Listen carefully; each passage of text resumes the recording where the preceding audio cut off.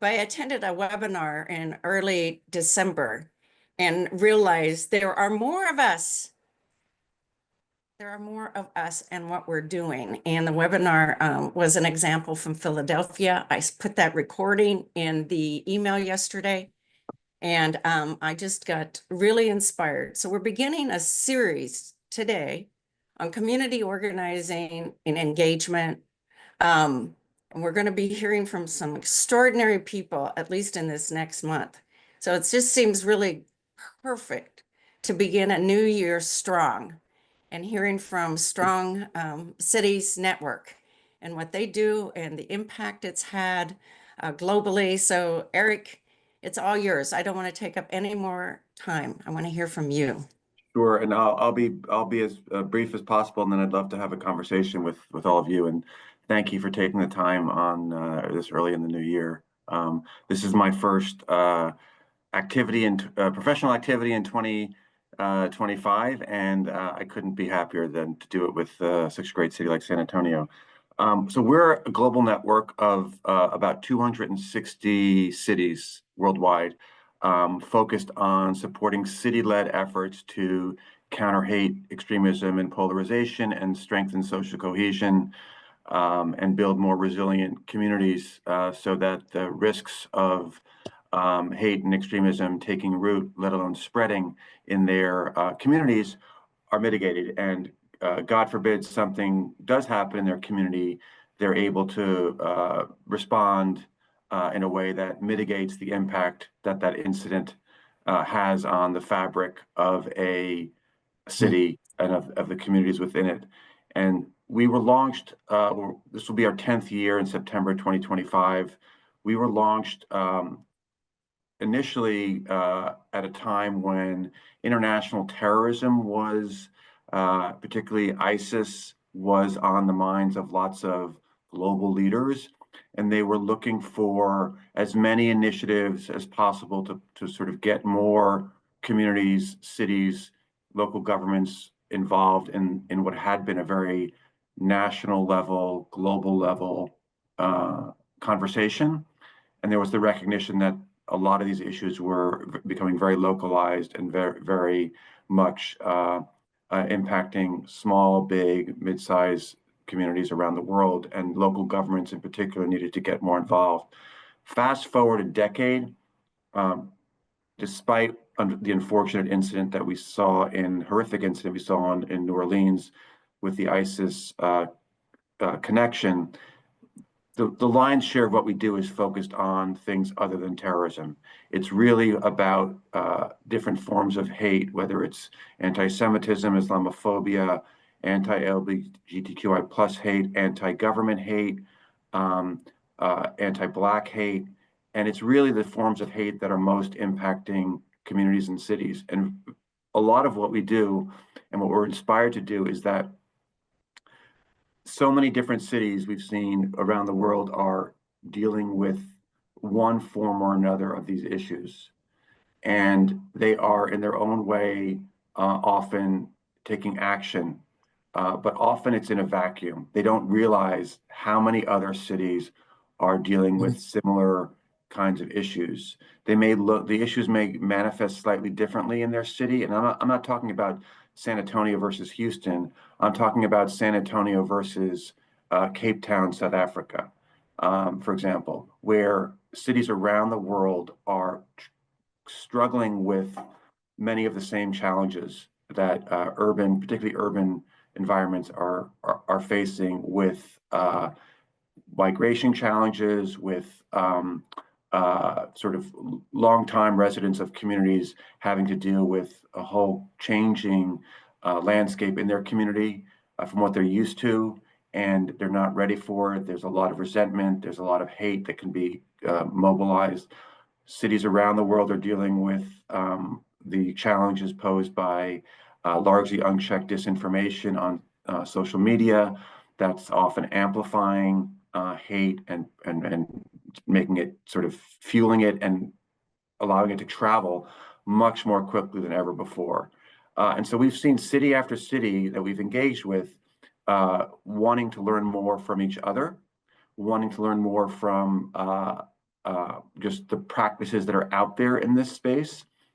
And it's really how cities can make a difference in a conversation that so often overlooks the role of local government and the role of a mayor and the role of communities. And so often these threats are framed around what's a national level interest or a federal government interest, a global interest, but so rarely is it framed around what communities themselves and what cities themselves see as the issues and see as potential solutions for them to contribute to. And so we work in a number of ways. We work facilitating direct interaction between cities, whether it's through our annual global summit like we had last month in Cape Town, South Africa, where we had about 100 or so cities there from around the world, including about 10 from the United States. We work at a regional level. So in this case, through our North America hub, we work within the United States and Canada. We have about 40 members across both countries, and we're working a lot on individualized programs, working with individual cities, primarily through federal grants, but also through foundations to help them in a variety of ways. So one example would be the work we're doing with about 5 cities around the country to help them build bottom-up local prevention frameworks. What I mean by bottom-up is starting with understanding what the communities themselves think are the issues in terms of the hate and extremism challenges, and then what are the existing resources and assets within the city to deal with them, and then what more is needed to fill the gaps that might not already be that might be there, and how do you build a whole of city coordination team that includes both local government and community leaders to oversee the implementation of a framework that they will have co-created. And we've done this in a number of cities around the world, so we're able to bring those lessons from other cities to the table as we work in the United States increasingly. Another example would be the work we're starting with, again, 5 cities in the United States: Tempe, Arizona, Cincinnati, Ohio, Rochester, New York, Bellevue, Washington, and the 5th one escapes you right now. But it's essentially we're working with, in those 5 cities, working with community-based organizations and city governments to increase community understanding of hate, online and offline, how to report on it, not just hate crimes, but also hate incidents, not just working with the police, but working with all forms of government, whether it's Human Rights Commission, whether it's City Hall, whether it's the City Council, so that communities become much more aware of, have increased understanding of the hate landscape in their city, how to address it, and then how to report on it in collaboration with city government. And that's a 3-year program that's being financed by the Department of Justice. We're also working on a city-by-city basis to help individual cities that may have a whole series. This might be something actually San Antonio could be interested in. Sort of some of the larger cities have a whole swath of initiatives that are relevant to this conversation, but often they're disconnected. They've been inspired by very different either political figures, a particular council member, a particular mayor, a particular local leader. They may have been created under a specific federal program, but they're not often connected. And so you have a lot of great individual programs, initiatives across the city that are not sort of working collaboratively. And we've come into some larger cities to help them as an outsider convene and connect. And so we're a neutral player. We're not sort of putting our finger on the scales on any one particular initiative. All we're trying to promote is a whole of city approach that works for that city. And we've done that in a number of cities. And the final thing I'll mention, and this again is something maybe San Antonio is already doing, is working with community-based organizations. And it sounds like we have a number of community-based organizations, community leaders here. building much more connectivity between the local government and these community-based organizations, both in terms of building capacity. So through a grants program like the one we set up with the City of London in the United Kingdom. So it's capacity building, but then also empowering these smaller organizations to actually engage in the community on various counter-hate initiatives that a local government itself would be not nearly as well placed to do. And again, this is all premised on a bottom-up approach where you start with first understanding what the capabilities and needs of the communities are, and then how best a local government can come in and support them.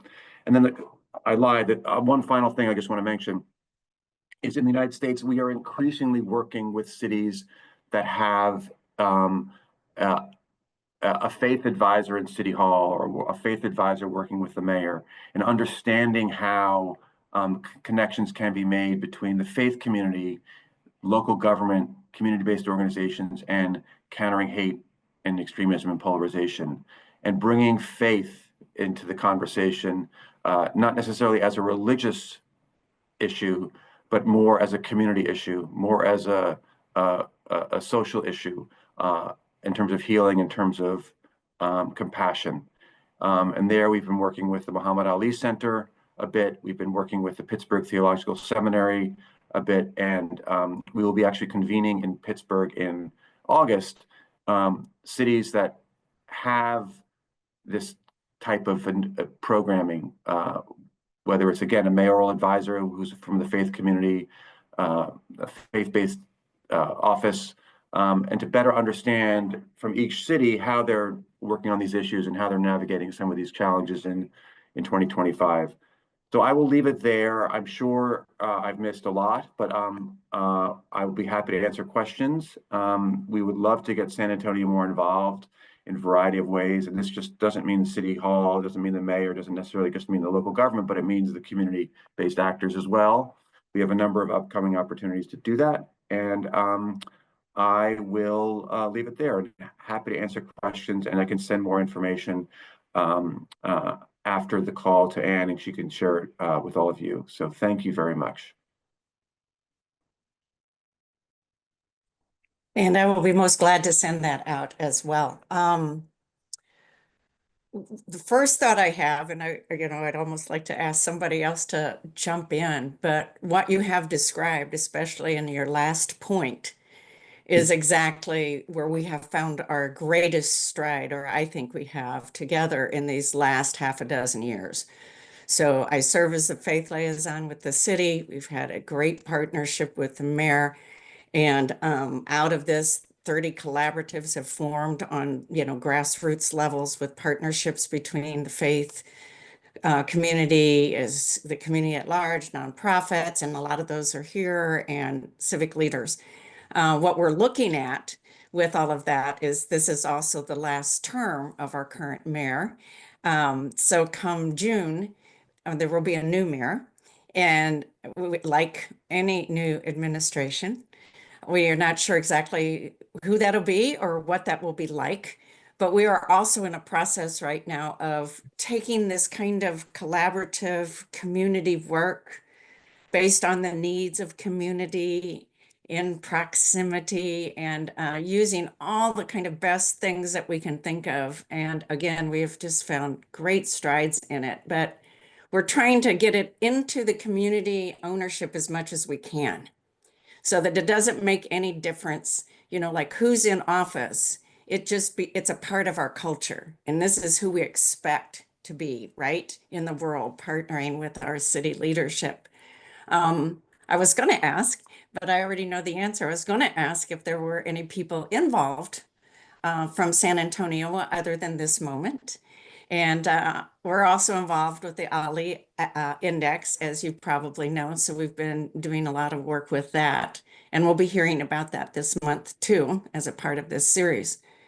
So you've been with this effort for the full 10 years, yes? I actually, yes and no. So I was in the State Department without sounding too well. It was my idea when I came up with the idea in the State Department when I was there under as a political appointee under Obama. And so we helped set it up. We helped incubate this as an independent network with an organization called the Institute for Strategic Dialogue, which is a counter-hate, counter-extremism sort of think tank type organization. And it's been living there for 10 years. So I helped set it up, and then I left government and was connected with the network, but not officially. And then I came back 3+ years ago to run it. So it's Mhm. been sort of a passion of mine for the decade, but I've only been sort of officially involved for the last 3.5 years. And if I can just mention, so, and I should have mentioned this earlier, a lot of what we do is we'll have a conversation with a city like San Antonio, for example, just like this, where we'll learn about a really amazing practice that you guys are doing and are working on that probably very few cities know about, right? And there are probably a lot of cities out there who are looking at some of the challenges that they're facing, new mayors coming in and want to sort of launch new initiatives that are sort of made for 2025, what they're dealing with. But they don't often have enough of a sort of a Rolodex of examples uh, to be inspired by. So they're thinking Mhm. it seems too daunting, right? Because they don't have that breadth of understanding of what other cities are doing.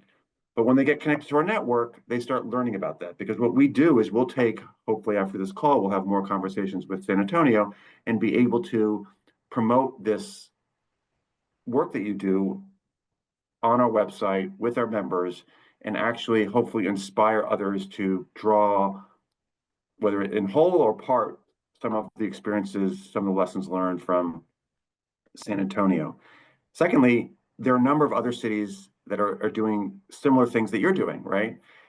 But again, probably there's no space for sort of connecting and learning and sharing so that the work you're doing can be inspired even more by what you're hearing from others.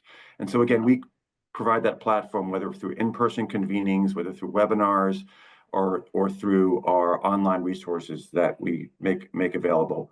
And the other thing, just the last thing is, we are very cognizant of the fact that so many of the great things that cities start doing are inspired by an individual mayor, right?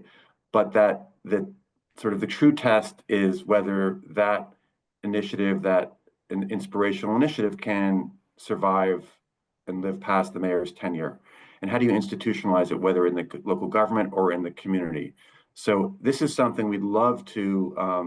There are a number of other cities dealing with the very same issue, where they have sort of a single mayor has been associated with something, and that something needs to survive the mayor's tenure. And so grappling with how what are the different ways to do that. And again, it's not just on the specific issue set that you're focused on, but it's in general, right? So because there'll be a lot of similarities or commonalities between, how you institutionalize an initiative, whether it's focused on faith, whether it's focused on young people, whether it's focused on gender. So we'd love to sort of explore that more with the city of San Antonio. And the last thing I'll mention is we've had good interactions with Samantha Smith from DEI, I think the DEI office. Um, Mhm. and I'll mispronounce her name, but she's from the International Affairs office as well. Sherry? Sharzad, Sharzad. Uh-huh. And Sure. so those Uh-huh. have been the two primary interlocutors. We've been really trying to get San Antonio more engaged over the past couple of years, and it's, again, as with so many cities, it's just a sort of often a timing issue, Mhm. getting the right person who has the time to engage and the interest in engaging. And obviously, we'd love to get the mayor involved, but we know how busy he is.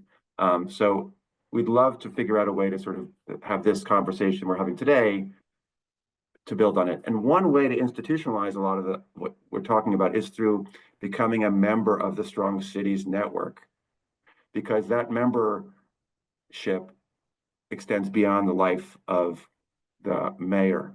And Mhm. so Mhm. it would be interesting to explore whether getting people on the city council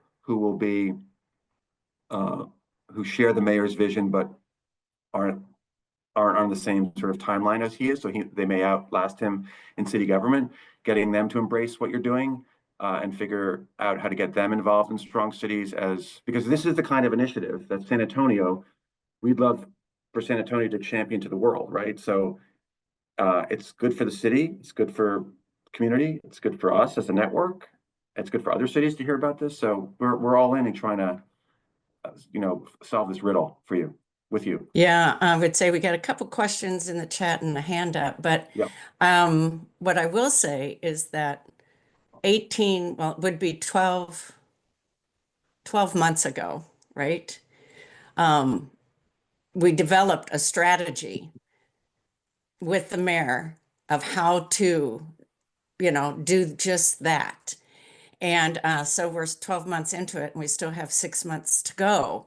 But part of that was this kind of interfaith summit that we've done and claiming in the community as much as we can. One thought I have, and then we're going to go to the questions in chat and then to Kenderly, is that within that new kind of collaborative effort in our many faiths here in San Antonio, there is a portion of it, of course, that's very interested in social advocacy and that type of thing. I'd really like to connect those folks your direction and we can start like pumping that way. I know one of their efforts is that they're bringing in February a doctor from Israel Palestine.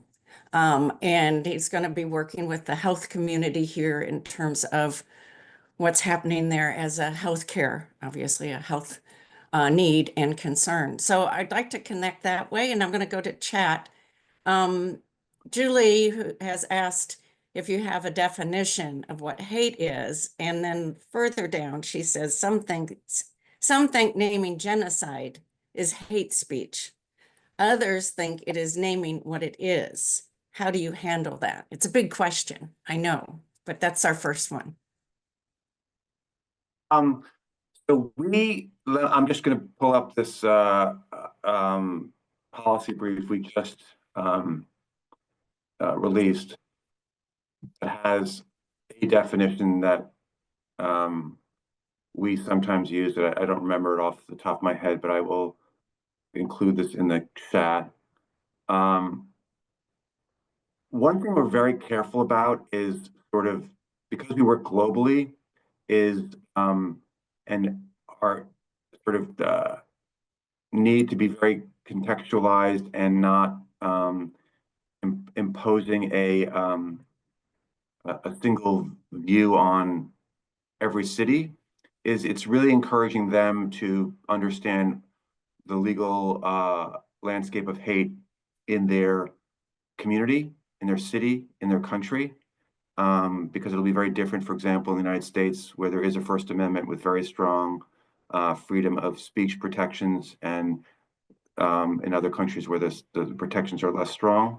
The other thing we are very cognizant of is helping local government understand the differences, the nuances between uh, speech that is unlawful and speech that is awful but lawful. Hmm. And it's and sort of where that line is going to again be different depending on the legal context in which the city exists.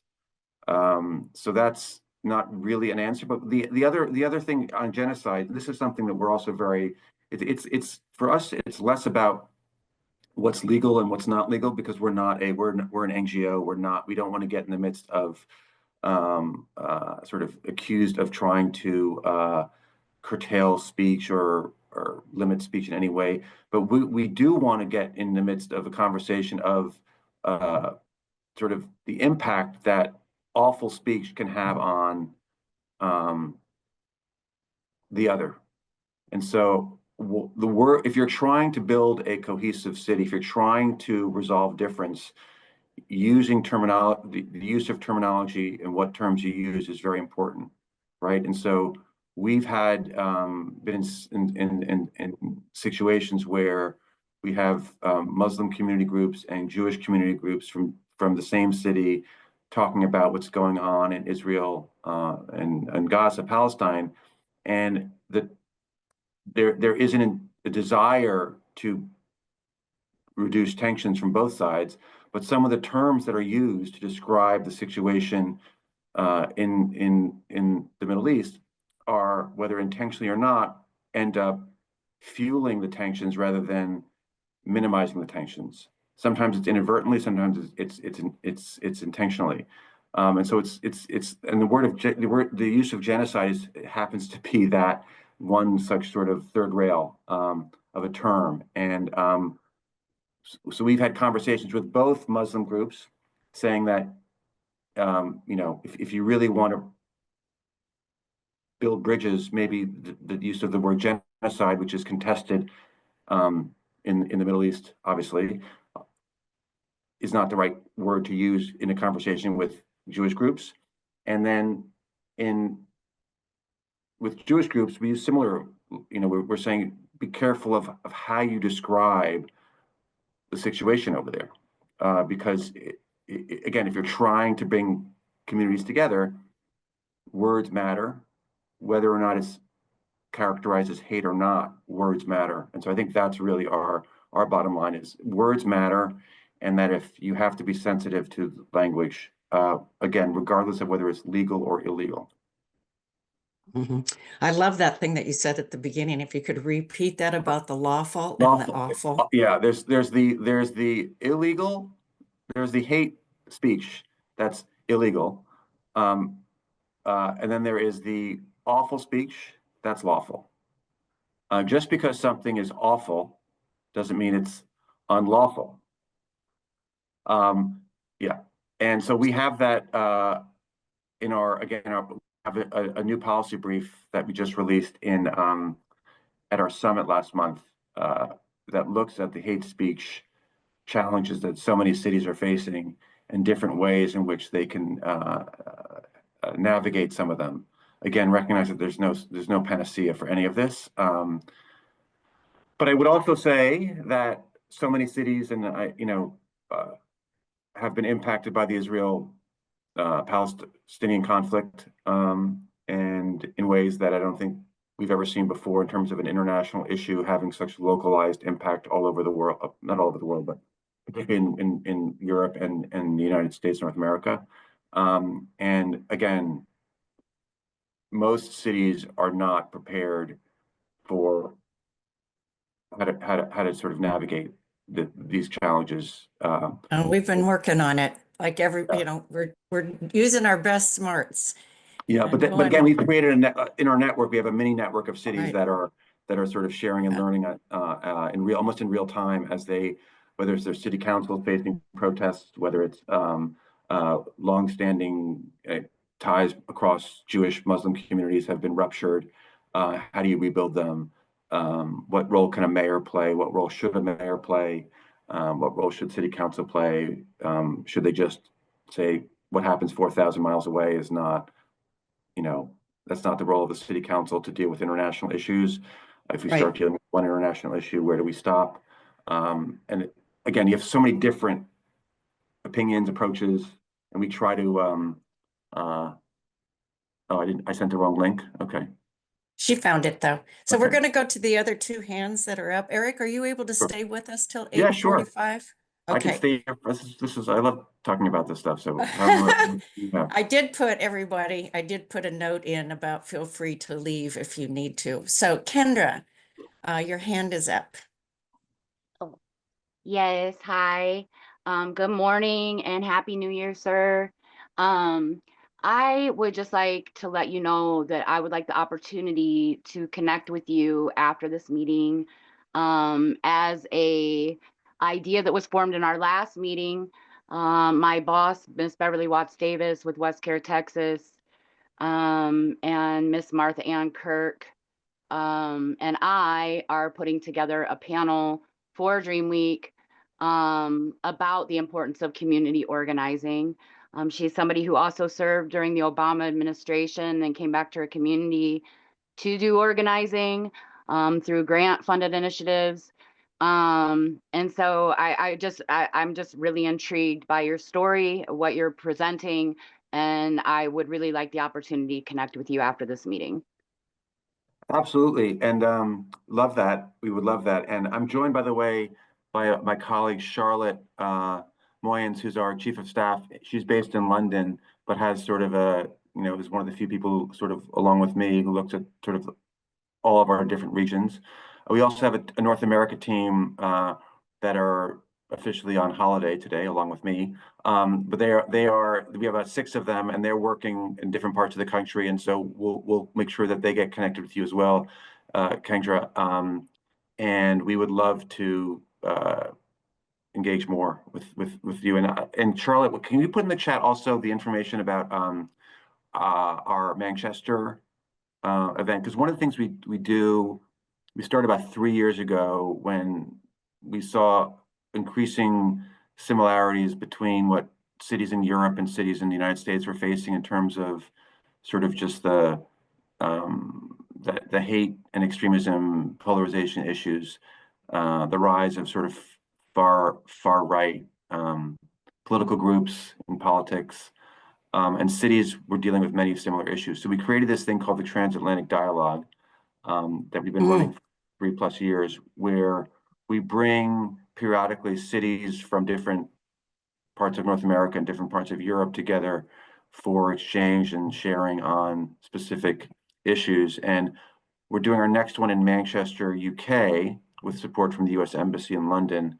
And we would love to have San Antonio, and we have funding to bring US cities over, have San Antonio come and talk about and the work that this group does and that the city has done in this area, because there's a big theme of the event is on resilience and what cities do to build resilience, not necessarily through the lens of hate or extremism, but through a broader lens of resilience building. And I think what you're doing, Anne, with your colleagues here is sort of fits nicely into that category. And we would just love to have San Antonio there. So Charlotte will put that information in the chat for folks. Yeah, if we can get some contact information in chat, if you're okay with that, that'd be great. And San Antonio would love to be there. I'd love to open the next hand up because Darsh is probably the youngest member on this screen, and I'm just dying to hear his questions and thoughts. Darsh. Hi, my name's Darsh, and I'm a junior here at a local high school. I had a quick question. I wanted to know if you were to open a chapter at San Antonio, what does that process look like to open a chapter at a new city? What does the city go through, and who's Yeah. responsible? Again, we can put that information in the chat about membership. It wouldn't be a chapter per se, it would be becoming a member. So there are various levels of engagement. There's the membership, which is free. We have 260 plus members. Cities as large as New York City, cities as small as Athens, Ohio, which is 20,000 people. So that's sort of a easy-ish thing to do. You just need a senior city official to sign off on it, fill out some forms, takes about 10 minutes. But for us, we're less concerned about membership and more concerned about engagement. So there are various ways in which we can engage with an individual city, and that's largely dependent on 2 things. One is the level of interest from the city, like what does the city want from engaging with the network, and then 2 is resources, right? So in some cases, we have a federal grant to work on issue X with Y number of cities, and so we'll work to identify those cities with the local governments, the mayor's offices, and we start a project with 5 cities working on X or Y. Another way to do it is working on a one-on-one basis with a city where we identify a small amount of funding through maybe a community-based foundation in that city to do something specific and sui generis in that city, right? And that's something we've done with the city of Edmonton. In Canada, we've done with a few other cities in Canada primarily, and then we're looking at doing that in the U.S. Space as well. So it really different levels of engagement. We try to cater to really what the city wants and needs, and we would love to do. I don't think I've mentioned youth. but we have a big piece of what we do is focused on strengthening local government engagement with young people around these issues. And again, Charlotte can put in the chat. Thank you, Charlotte.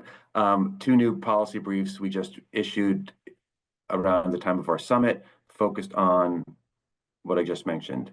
And so we were always looking for ways to get young people in the cities in which we work engaged. Last point, with the National League of Cities, we have a strong partnership with them, and their incoming president is Mayor Patterson from Athens, Ohio. He's very involved in our network as well. And what we're trying to do is figure out ways.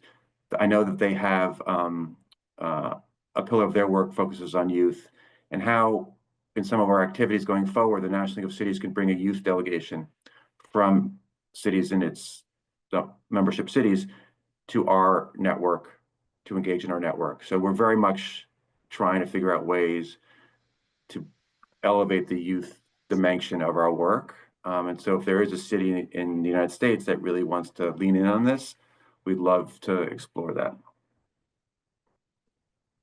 But Charlotte is maybe Charlotte, you want to drop your email in the chat, and she can help follow up and connect the dots with our team. So at 8:43, I'm going to start to draw us to a close. We always close promptly at 8:45 to compassionately respect everybody's time, their valuable time and their days. Eric, I'm so excited. I mean, what better way to open up a new year, but with some new information, another new doorway. And San Antonio is already a sister city. It's already a compassionate city. It's Military City USA. Some people think that those are not the same thing, but we know differently in San Antonio what that means. And so we're way into partnering and collaboration, and we mean collaboration like in co-laboring, rolling up our sleeves together and making things happen and work. So I can't thank you and Charlotte enough for spending time with us today. We're going to be already our friends, and we're going to be co-laboring together. I already know that. And thank you so much. If anybody wants to say one last word to Eric in gratitude, I wouldn't mind that happening either. But just thank you so much. We really appreciate your valuable time, and that you have gifted us with some of your off time to be on with us this morning. Yeah, I know For me, that. there's no off time.